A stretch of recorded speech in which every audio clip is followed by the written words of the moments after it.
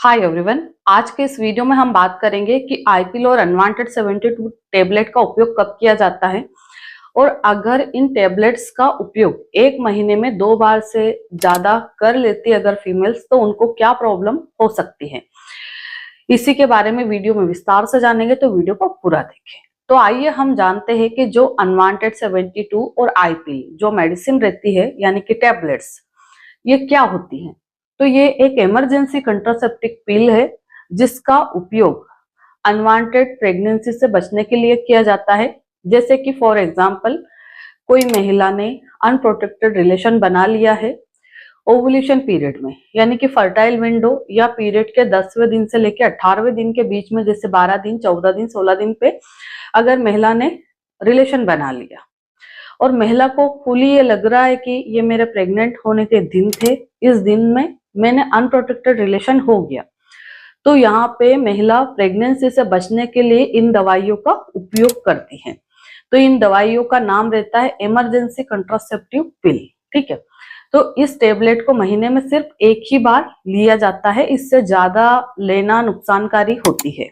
अब यहाँ पे कई सारी महिला जब मुझसे कंसल्ट करती है तो हम जब पूरी डिटेल हिस्ट्री जानते हैं तो महिला बोलती है मैडम मैं तो 2 बार ले चुकी हूँ, कोई महिला 3 बार ले चुकी है, क्योंकि इन सभी टॉपिक के बारे में महिलाओं को जानकारी नहीं है कि हमें कितनी बार लेना है, कब लेना है, कौन से पर्टिकुलर डेज रहते हैं जब हमें इसको लेना चाहिए। तो इस वीडियो के माध्यम से मैं आपको ये बोलना चाहूंगी कि अगर आपको इन चीजों के बारे में परफेक्ट नॉलेज नहीं है तो आप एक अच्छे डॉक्टर की सलाह ले, फिर डॉक्टर से डिसाइड करें कि आपका ओवुलेशन पीरियड है या नहीं, तो हमें मेडिसिन खाने की जरूरत है या नहीं।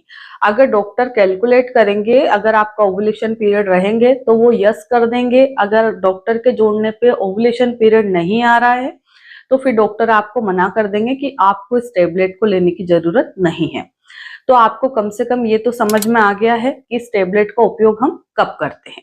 अब हम बात करें कि जैसे कोई महिला इसको महीने में 2 बार ले लेती है या इससे भी ज्यादा टाइम इसका उपयोग कर लेती है, तो ऐसी महिलाओं को इसके जो साइड इफेक्ट है वो किस रूप में दिखाई देंगे, क्योंकि इस टेबलेट के साइड इफेक्ट हमें बॉडी पे इतने खास दिखाई नहीं देते हैं।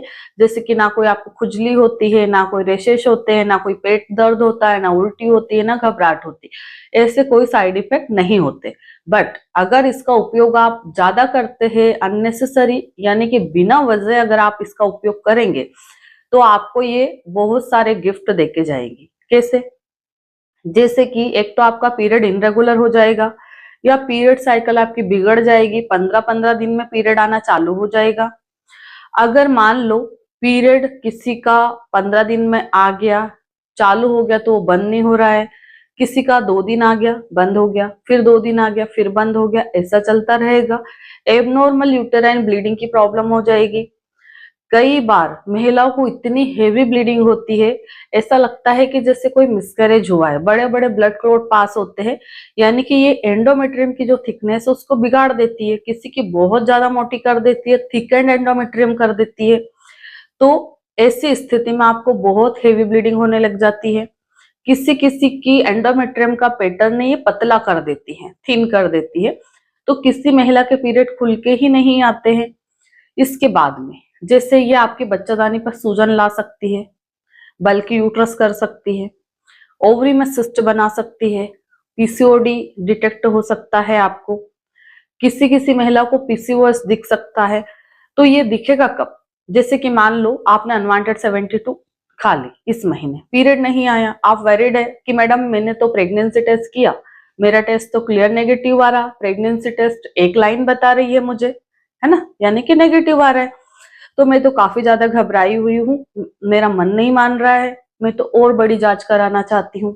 तो ऐसी कंडीशन में हम पेशेंट को बोलते हैं कि ठीक है आपको एडवांस जांच कराना है तो एक तो सीरम बीटा एचसीजी करा लीजिए जो 700 से लेके 1000 के बीच में होता है। आज सैंपल दोगे तो कल आपको इसकी रिपोर्ट मिल जाएगी 24 आवर में। और दूसरा आप ट्रांसवेजाइनल सोनोग्राफी यानी कि टीवीएस करा लो, महिला के प्राइवेट पार्ट से होती है, उसमें क्लियरिटी एक्यूरेसी बहुत ज्यादा आती है। डिपेंड करता है कि आपका डॉक्टर कितना एक्सपीरियंस है जो अल्ट्रासाउंड कर रहा है, क्योंकि जैसे कई सारे नए नए डॉक्टर्स आते हैं, बहुत खास एक्सपीरियंस नहीं होता है, तो रिपोर्ट कई बार गलत आ जाती है, पर हर किसी की रिपोर्ट गलत नहीं आती है। तो थोड़ा सा हमें डॉक्टर की बारे में भी पता होना चाहिए कि कितने पुराने हैं। बहुत पुराने डॉक्टर की जो रिपोर्ट है या रिजल्ट है वो एक्यूरेट आता है ना। तो आप यहाँ पर टीवीएस सोनोग्राफी करवाइए, दोनों रिपोर्ट आप कलेक्ट करिए, बीटा एचसीजी और आपका टीवीएस अल्ट्रासाउंड, दोनों लेके अपने डॉक्टर के पास आइए। डॉक्टर दोनों को चेक करेंगे, फिर आपको बताएंगे कि देखो बेटा, आपको तो बल्कि यूट्रस हो रहा है, या फिर आपकी ओवरी में सूजन हो गई है, या फिर आपकी एंडोमेट्रियम की लाइन काफी मोटी हो गई है। बीटा एचसीजी तो उधर नेगेटिव आ रहा, <5 आ रहा, <3 आ रहा, किसी का 0.2 आ रहा है ना, तो ये नॉर्मल है, नेगेटिव है। तो यूएसजी में यानी कि अल्ट्रासाउंड में आ रहा है कि आपके बच्चादानी का साइज बढ़ गया, या फिर पीसीओडी आ रहा है, या पीसीओएस आ रहा है, तो फिर डॉक्टर उनको बोल देती है कि अभी तो आपका लंबा ट्रीटमेंट चलना है ना, यानी कि 3-4 महीने आप ट्रीटमेंट लो। तो यहाँ पे आपकी जानकारी के लिए मैं बता देना चाहती हूँ कि आपने कितनी बार अनवांटेड 72 खाई है, वो आप अपने डॉक्टर को क्लियरली बताइए। अगर आप अपनी नियरेस्ट डॉक्टर से ये सारी बातें खुल के नहीं कर पा रहे, तो मेरी ऑनलाइन कंसल्टेशन अवेलेबल है, अपॉइंटमेंट बुक करके आप मुझसे भी बात कर सकते हैं। क्योंकि कई बार डॉक्टर का बिहेवियर अच्छा नहीं होने के कारण पेशेंट डर की वजह से आधी चीजें उन्हें एक्सप्लेन ही नहीं करता है। ठीक है, डॉक्टर को एकदम पोलाइट होके पूछना चाहिए। कई सारे डॉक्टर बहुत ज्यादा गुस्से में या कुछ भी हो सकता है ना, तो पेशेंट आधी चीजें बताना तो चाहता है, पर डर की वजह से वो उन्हें बता ही नहीं पाता है। तो यहाँ पे अनवांटेड 72 या आईपीएल का ज्यादा उपयोग करने के बाद अगर आपके अल्ट्रासाउंड में ऐसी बीमारियां दिख रही है, जैसे कि बल्कि यूट्रस हो गया, बच्चादानी में सूजन हो गई, पीआईडी हो गया, एडिनोमायोसिस हो गया, हल्की फुल्की गांठें दिख रही है, या फिर आपकी जो ओवरीज है उनका साइज बल्कि हो गया है, ओवरी में सूजन है, ओवरी में गांठ है यानी कि अंडाशय में गांठ है, पीसीओडी है, पीसीओएस है, तो ये टेम्परेरी चीजें हैं, 2-4 महीने में ये अपने आप ठीक हो जाती है। तो यहाँ पे पेशेंट को जो प्रॉब्लम है, जैसे कि पीरियड नहीं आ रहा है, तो पीरियड लाने की दवाइयां देते हैं। यहाँ पे पेशेंट को कोई एबॉर्शन पिल रिकमेंड नहीं की जाती है, क्योंकि पेशेंट के दिमाग में एक ही भूत चढ़ा रहता है कि कहीं मैं प्रेग्नेंट तो नहीं हो गई, रिपोर्ट मेरा नेगेटिव तो नहीं बता रहा है, या फिर मुझे क्रिप्टिक प्रेगनेंसी तो नहीं हो गई, मैं तो अनवांटेड किट खा लेती हूँ।